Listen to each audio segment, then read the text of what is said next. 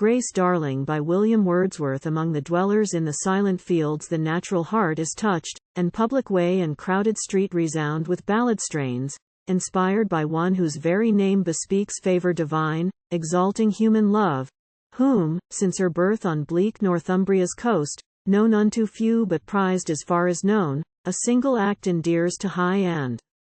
low through the whole land to manhood, moved in spite of the world's freezing cares, to generous youth, to infancy, that lisps her praise to age whose eye reflects it, glistening through a tear of tremulous admiration.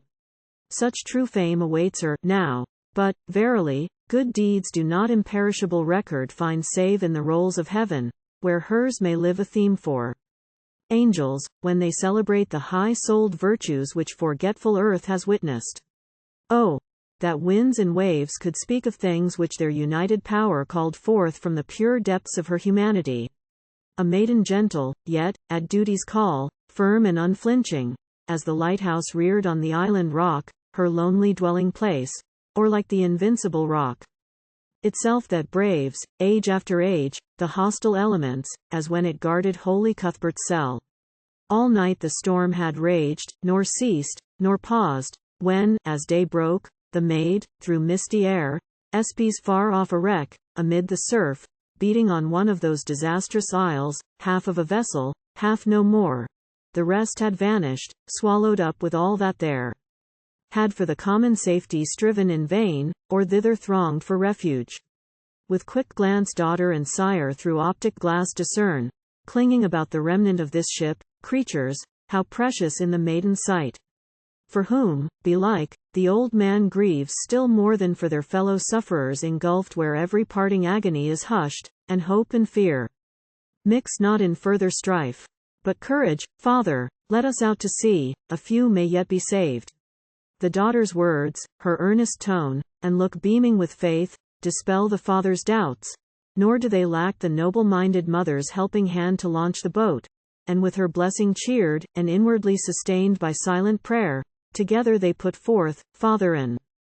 child. Each grasps an oar, and struggling on they go, rivals in effort, and, alike intent here to elude in their surmount, they watch the billows lengthening, mutually crossed and shattered, and regathering their might, as if the tumult by the Almighty's will were, in the conscious sea, roused and prolonged that woman's fortitude, so tried, so proved, may brighten. More and more, true to the mark, they stem the current of that perilous gorge, their arms still strengthening with the strengthening heart, though danger, as the wreck is neared, becomes more imminent.